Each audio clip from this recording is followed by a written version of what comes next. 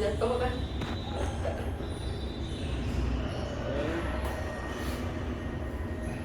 Oke, mulai siap.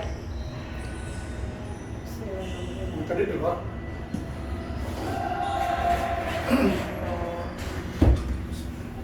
Nah, Tes ini suara. Oke. Oke. Suara oke ya? Oke. cek itu. Mulai aja. 1, 2, action. Assalamualaikum warahmatullahi wabarakatuh. Sampurasun. Jumpa lagi dengan acara podcast Ruang Solusi Coffee Talk. Bersama saya Usman Andria dan kameramen Kang Teddy Supriyatna. Untuk podcast kali ini kita kedatangan bintang tamu yang luar biasa, yang super cantik. Kami nanti sering ngobrol. Dengan Ibu Lina Mulyadi.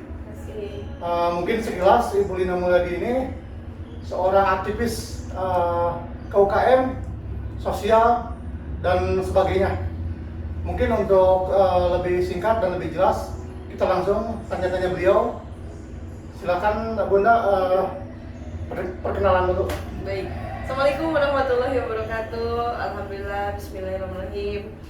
Tiada henti bersyukur kepada Allah Subhanahu wa Ta'ala yang telah mempertemukan kita semua insya Allah dalam keadaan sehat sempurna, sehat walafiat, selalu dalam lindungan Allah Subhanahu wa Ta'ala. Dan tak lupa juga selawat serta salam kita panjatkan kepada Nabi besar kita Nabi Muhammad Rasulullah SAW yang selalu menjadi panutan kita untuk selalu berbuat kebaikan.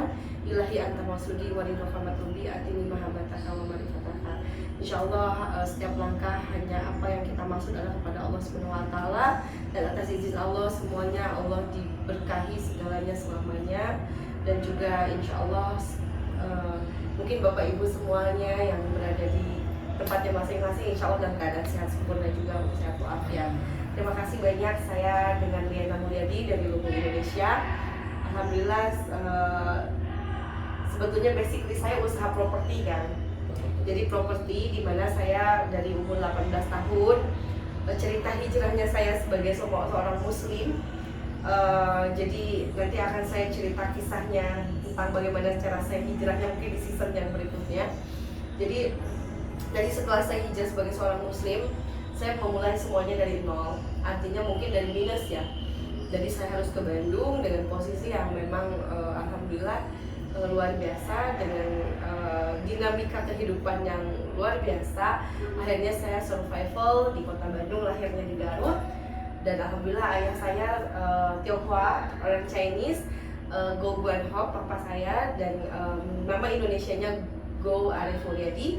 Dan ibu saya, mama saya itu Ani Rosmiati, itu betul-betul Sunda pure, orang Sunda. Jadi saya mixing, dan saya alhamdulillah dilahirkan dengan kesukuan yang berbeda, dengan multi agama, multi pendidikan juga, multi suku juga gitu. Dan saya harus menyesuaikan dari saya sejak lahir.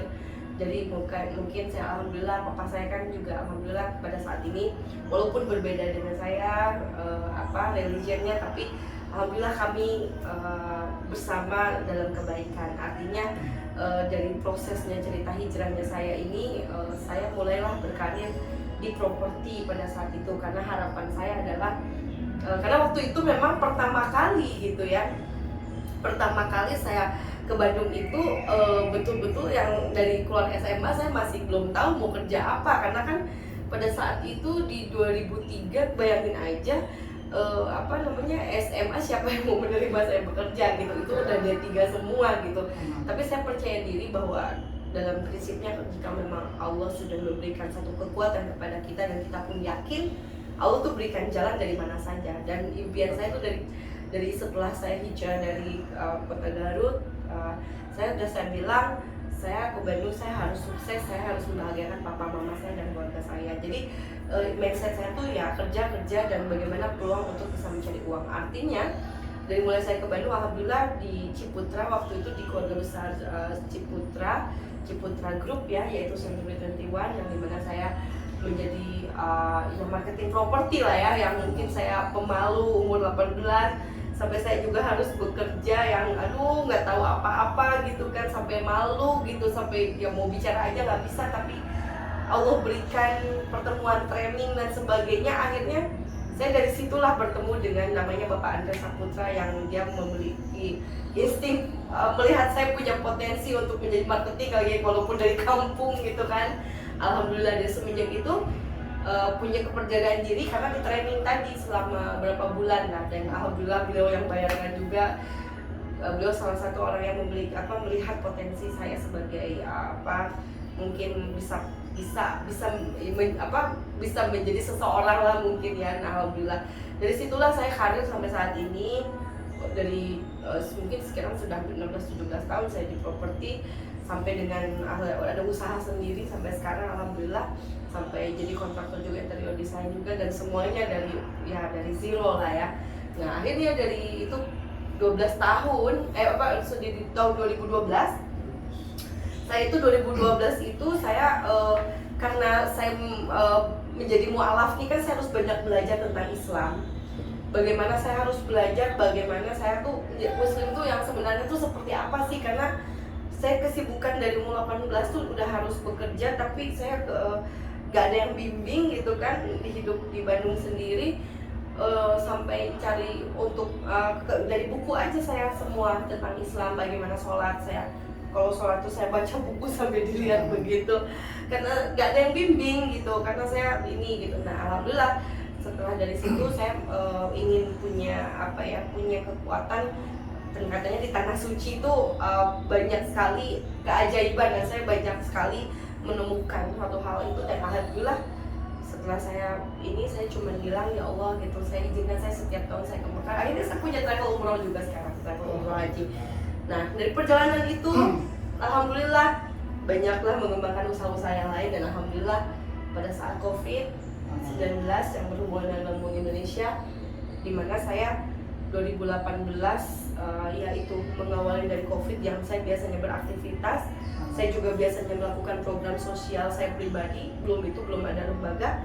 Itu saya bilang saya berbuat apa nih sama COVID, kan lockdown nggak bisa ngapa-ngapain, diam, usaha tutup semuanya kan ya. Akhirnya travel apalagi gitu kan. Aduh, saya merintis dari hanya 1 karyawan itu sekarang udah 13 karyawan gitu. Alhamdulillah ya, nggak mudah ya dari merintis dari 12 tahun untuk mendapatkan itu semua, dan rewardnya. Dan nama perusahaan saya tuh Nafi Wisata Insani. Kalau untuk yang properti, base property itu alhamdulillah milik saya gitu ya, dan keluarga. Dan alhamdulillah lahirnya Lumbung Indonesia ini ya dari semenjak COVID tadi, dimana saya orangnya kan nggak mau diem gitu, dan saya tuh mau berbagi tapi terbatas gitu kan, penghasilan dari mana gitu. Kedua juga udah banyak urusan ini dan itu, dan akhirnya saya berpikir saya tuh ada ibu-ibu datang ke rumah ya kan. Jadi datang ke rumah pada saat itu jadi pas datang itu dia bawa keripik pisang, keripik singkong gitu. Sedangkan kan perumahan saya yang naik turun gitu ya kan ya. Pas bicara, ibu katanya kalau Neng cina mau nggak cina beli keripik ibu, katanya kenapa gitu. Ibu tuh cina kalau memang nggak beli mah udah tukar sama beras, sampai segitunya. Ya Allah, di situ saya miris gitu, saya mendengar ini pasti banyak orang yang seperti ini gitu. Nah, akhirnya saya konsentrasi waktu itu, saya membantu ibu-ibu ini untuk berjualan ke tetangga awalnya. Terus saya punya grup-grup. Akhirnya sampai pesanan ratusan. Jadi saya akhirnya packaging dari yang bal-balan saya beli, saya bungkus. Ya belum ada label karena saya nggak ngerti kan label. Saya kirim by WhatsApp, ternyata kalau kita punya niat baik, Allah tuh gerakan yang membeli, hampir ratusan saya. Nah di situ saya bilang, wah saya berarti saya kayak gini harus serius bantu orang dengan cara seperti ini gitu. Akhirnya saya fokus dengan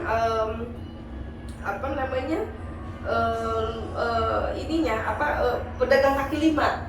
Waktu itu dengan ada salah satu komunitas namanya Paguyuban Kuliner Sukses, di mana ada 1.500 pedagang kaki lima di kota Bandung.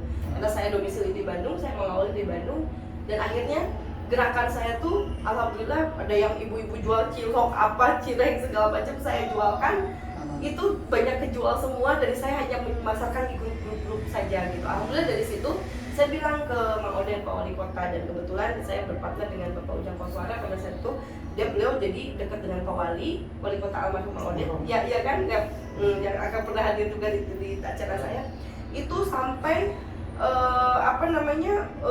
bilang, Neng kalau kayak gitu diseriusin aja katanya gitu. Akhirnya wah apa ya namanya, apa gitu, sampai mikir apa ya gitu.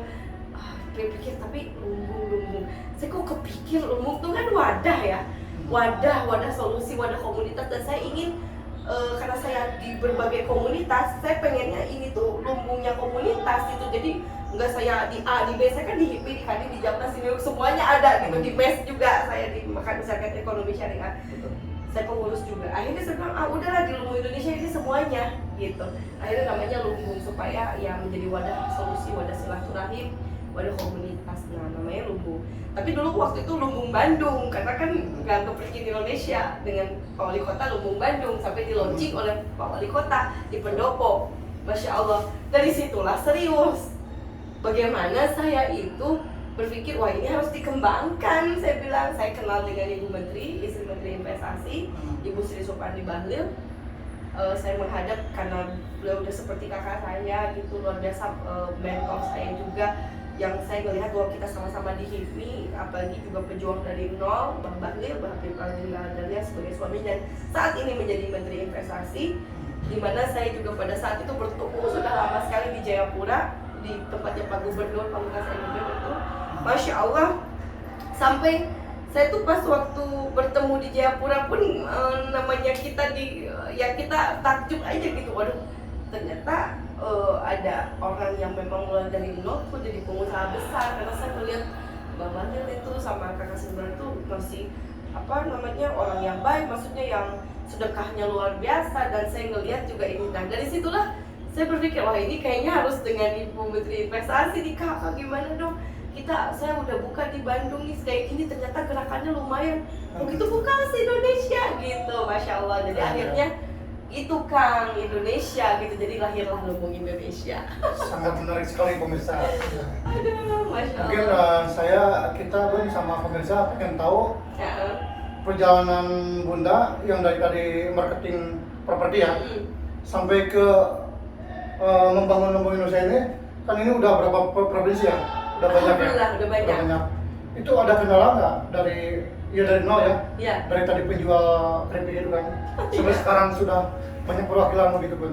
Kendala atau tantangannya seperti apa? Iya, alhamdulillah Kang. Jadi saya itu yang namanya kita belajar dan UMKM pun saya baru paham kan istilahnya UMKM, bahkan singkatannya pun nggak tahu gitu. Tapi setelah saya Google gitu, usaha menengah gitu kan, usaha mikro kecil menengah. Dari situ saya tuh tertarik karena menolong orang itu nggak harus uang gitu.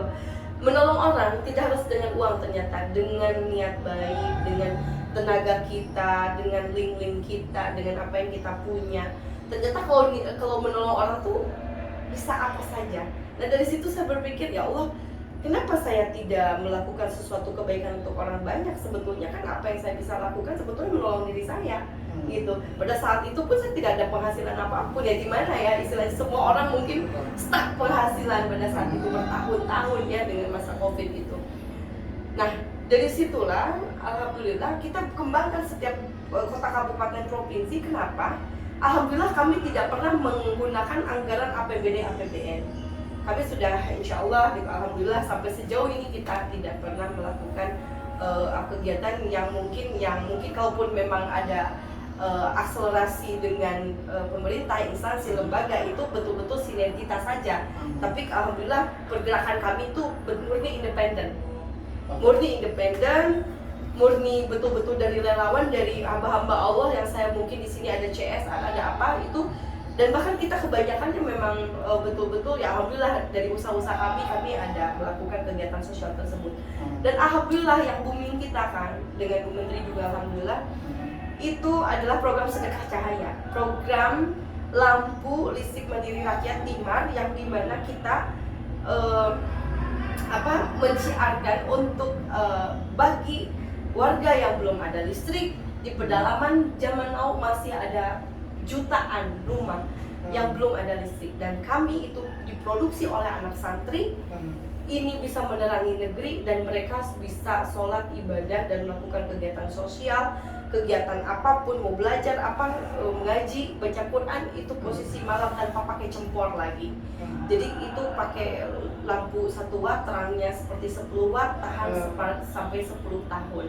Itu hasil karya anak santri, dan ini sudah dapat penghargaan dari Pak Jokowi, Bapak Presiden, dan alhamdulillah sudah disiarkan oleh Syekh Ali Jaber almarhum, oleh UAS juga, Ustaz Abdul Somad, ada Buya juga saya pernah ini pernah menghadap ke beliau juga tentang program ini, dan dengan Ahbajah waktu itu alhamdulillah dalam tahap sinergitas. Dan untuk kami sekarang ini dengan HIPMI, Himpunan Pengusaha Indonesia, terus juga dengan Hadidah Foundation yang udah pasti sebagai Dewan Pembina kami dan holding dari naungan ilmu Indonesia, itu yang Hadidah Foundation.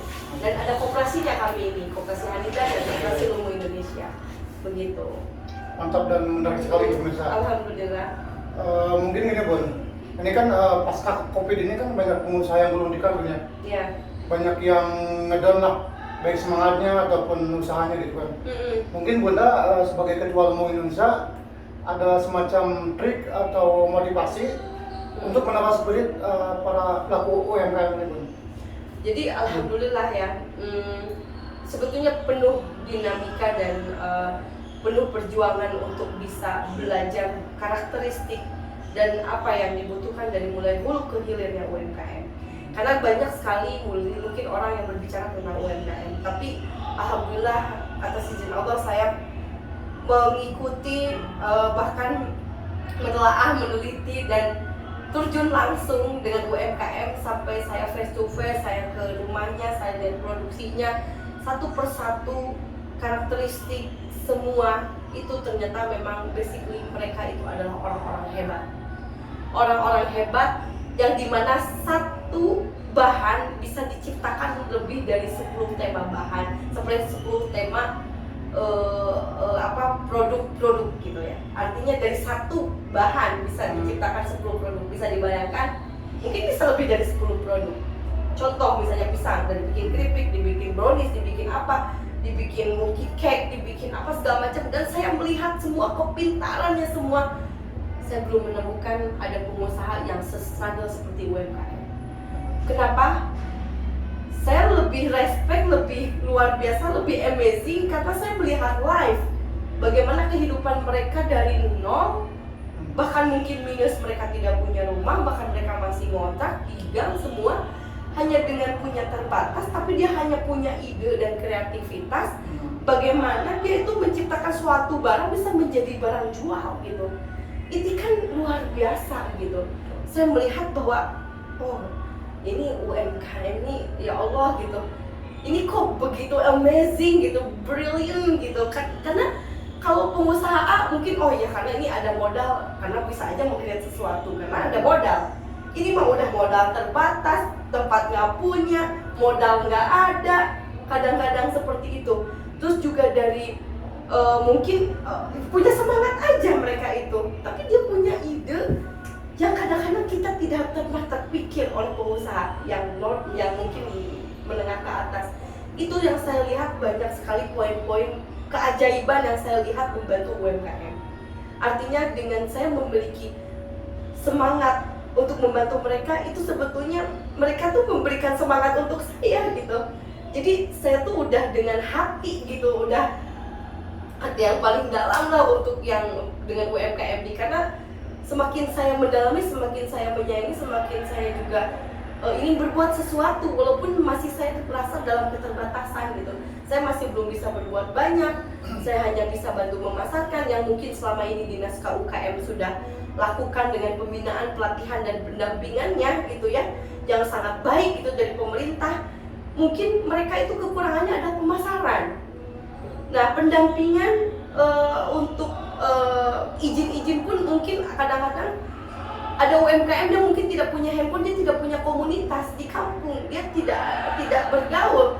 Mungkin kalau yang dengan Dinas KUKM sudah terdaftar, tapi kadang-kadang yang orang yang tidak tersentuh, dan disitulah Ilmu Indonesia hadir untuk masyarakat. Dan dari mulai startup, dari mulai UMKM startup sampai dengan medium, sampai yang sudah qualified sekarang sudah bisa ekspor, itu kami bina mulai dari nol sampai dengan mungkin nggak punya mesin, sampai punya mesin, mungkin dari dia punya modal sampai dia bisa modalin sendiri gitu. Alhamdulillah ini semua karena Allah, didukung oleh Hanidah Foundation dan pihak-pihak lembaga yang betul-betul mensupport program kami Lumu Indonesia. Subhanallah, keren sekali. Alhamdulillah. Mungkin Bunda yang penting juga, mungkin buat pemirsa yang pelaku KUKM khususnya gitu kan, dan secara umum untuk warga Jawa Barat gitu kan, mungkin ada yang tertarik untuk gabung ke Lumu Indonesia, apakah bisa? Kalau bisa gimana prosedurnya? Boleh, karena ini kita ada di ruang solusi, pastinya kita akan menciptakan solusi. Dimana saya insya Allah kita akan mungkin kita akan bisa kerjasama ke depan gitu ya dengan ruang solusi Lumu Indonesia, bahkan kita bisa bersama karena insya Allah karena ini kan lembaga syiar ya, lembaga untuk bisa memotivasi dan memberikan solusi untuk siapapun, bahkan informasi kepada siapapun.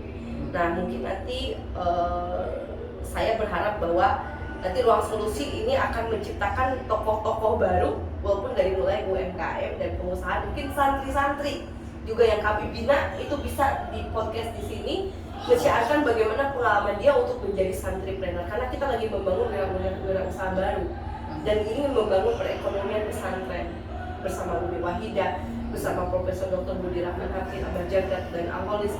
Semua kita bangun kooperasi dan pesantren-pesantren untuk bisa menciptakan one product one pesantren.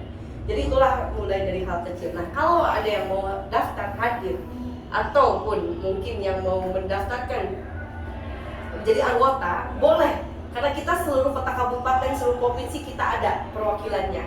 Jadi boleh nanti bisa di list di nomor telepon call center Lumu Indonesia di 08122 477 888. Oke, saya ulangi kembali. Ya, 08122 477 888 itu call center Lumu Indonesia.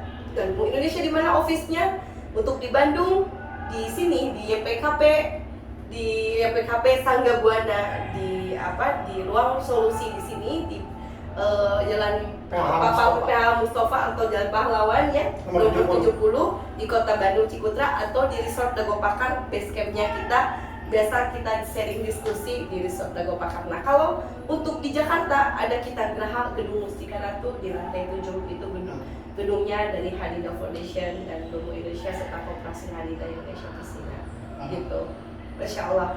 Saya sangat mengapresiasi ruang solusi karena saya melihat ini bisa menjadi lembaga dakwah juga, di mana ini kan bukan hanya untuk orang muslim, tapi ini multi agama.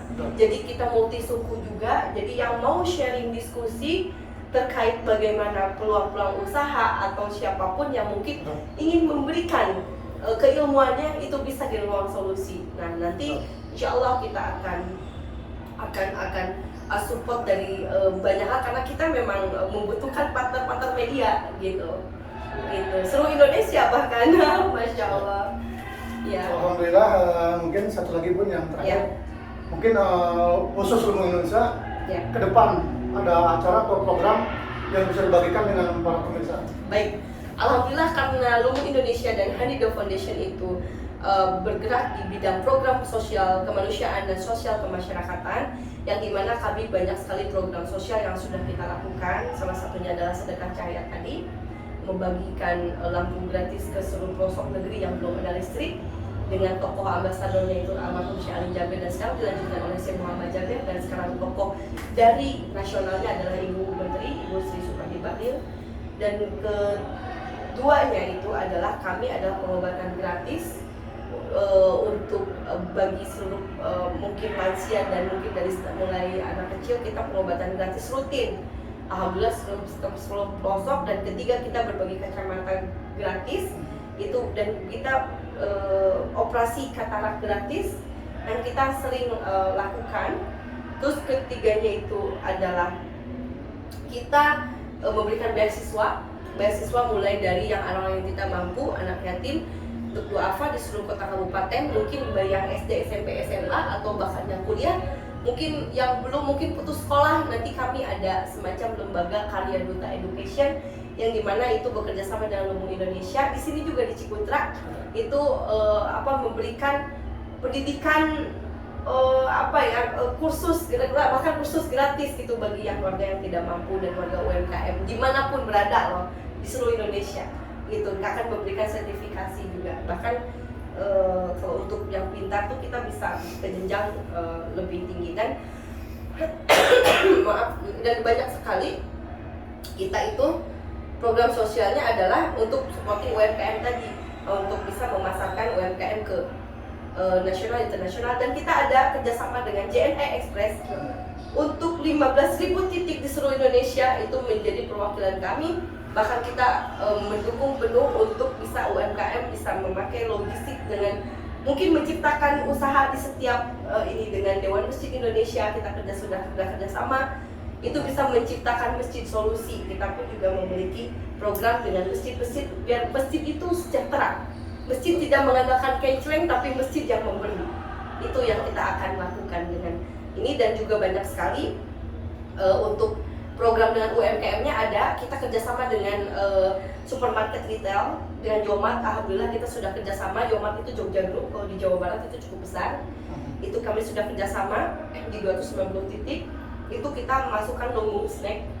Dan juga alhamdulillah kita masukkan juga untuk menjadi supplier dari sembako tadi.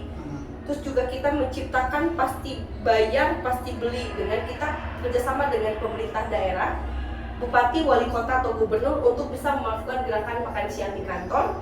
Di mana makan siang di kantor ini dilakukan untuk para ASN, dan itu yang memasaknya itu yang pakai aplikasi kami dengan tim Lari Lumbung Indonesia. Misalnya yang sekarang insya Allah akan dengan Pak Bupati Kabupaten Bandung, yaitu Dapur Bedas. Itu aplikasinya Dapur Bedas seperti GoFood, GrabFood, tapi kami baru sederhana saja. Itu tanpa ongkir, dan kita itu yang masak UMKM. Jadi klik aja tanpa ongkir, langsung ke dinas-dinas. Itu gerakan luar biasa karena kita membangun ekonomi dari mulai cara sederhana. Jadi banyak sekali program-program gerakan yang sudah Lumbung Indonesia lakukan, termasuk TV satelit. Pada saat itu COVID, kita juga memberikan TV satelit untuk bagi warga yang tidak memiliki kuota dan tidak memiliki handphone, mau gimana untuk bisa dapat belajar online. Kan bagaimana yang tidak punya HP? Kami ciptakan TV satelit itu di setiap seluruh kecamatan untuk bisa ditonton. Mereka juga bisa memiliki pembelajaran yang hak yang sama gitu. Jadi banyak sekali sih, kalau saya hitung mungkin nanti kita season berikutnya kita akan bahas detail tentang program-program lain. Demikian pemirsa paparan dari bintang tamu kita, Ketua Lumbung Indonesia Ibu Lina Mulyadi. Semoga bermanfaat. Amin, insyaallah. Menambah ilmu dan menambah semangat. Iya, pastinya. Dan kasih kita berjumpa lagi dengan season pembahasan serta tema-tema lainnya. Betul. Sekian podcast sore ini. Selamat sore. Assalamualaikum warahmatullahi wabarakatuh. Waalaikumsalam warahmatullahi wabarakatuh. Terima kasih Kak, terima kasih Ruang Solusi, dan terima kasih Bapak Ibu yang telah menyaksikan. Jazakallahu khairan kasiran. Terima kasih. Alhamdulillah. Terima kasih banyak loh. Udah maghrib ya? Mungkin udah. Ini di save aja nanti ya. Sudah.